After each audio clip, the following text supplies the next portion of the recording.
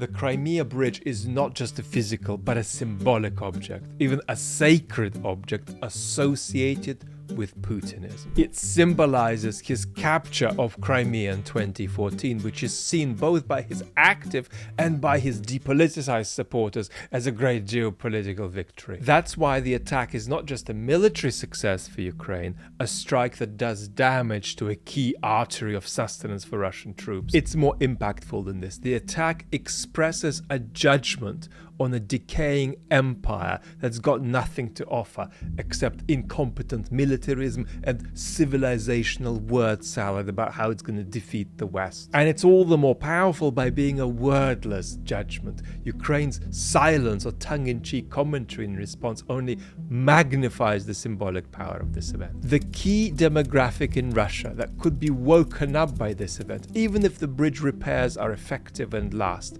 are the depoliticized Putin supporters. So let's talk about that. So let's map how the bombing of the bridge will impact that 50 to 65% of the Russian population that's demobilized politically. They have a deal with Putin, which people who watch this channel know about. And the deal says, Mr. Putin, you stay out of our lives, but we're going to outsource politics to you in exchange. And that means that these are people who on the whole feel that taking politics and putting it in a parallel lane can be safe, that it's something that will be okay and end well.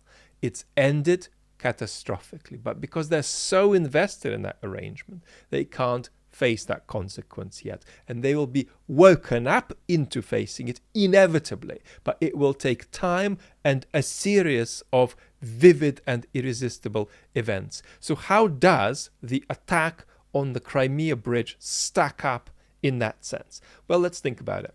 The Crimea Bridge was built at extraordinary cost with the help of one of Putin's cronies, and it came to symbolize Putin. So what these folks will have in their mind is an image of Putin driving a Kamaz on that bridge, celebrating its opening. And they'll also have now an image of the explosion on that bridge. And that'll mean that they won't quite be able to do what they usually do, which is say this event has occurred, but there are multiple stories about it seeded by Russian propaganda. Because, of course, we know that what Russian propaganda does is that it saturates the information environment with a series of incompatible messages that make people confused and passive.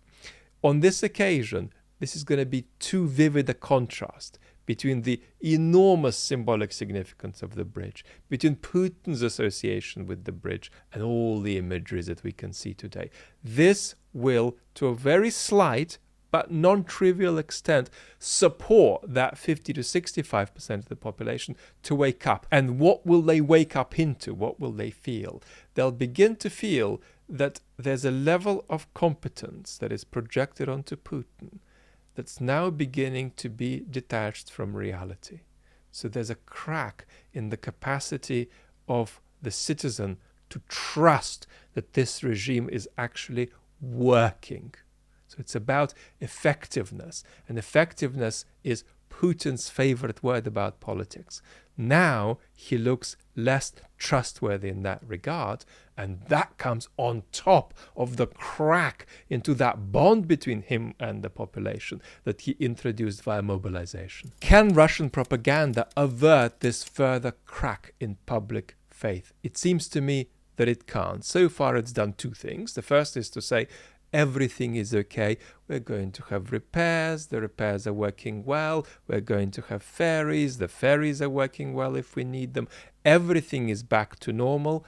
And we haven't even started fighting this war. Because when we start they're going to see. The second thing the propaganda has done is this. Here is Margot Simonyan saying, and she doesn't mean, and this isn't a significant event. She means, and what are we going to do about this? Am I seeing any action? No, I'm not. Where is it going to come from? But the strategy here is that Putin is being sidelined from the blame. So there's a kind of modeling of outrage that's directed at anybody and everybody who isn't Putin. Meanwhile, the Z-Patriots are foaming up about this, but all they really want is the country to be put on a proper war footing for years and for Putin to become a proper war leader. They themselves don't have any real political agency. They are just voices that can sort of impact public opinion but not organize themselves politically. So they are ventilating that message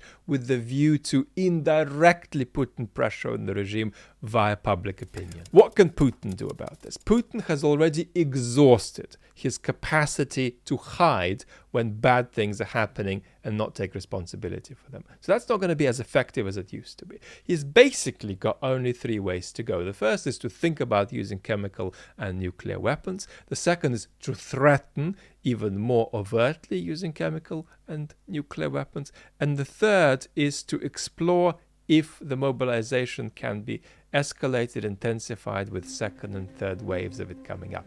The problem, of course, is that mobilization, as we have seen, breaks that bond he has arranged with his population that seems to be a precondition of the stability of the regime. And to understand more about that, watch this video next if you haven't already.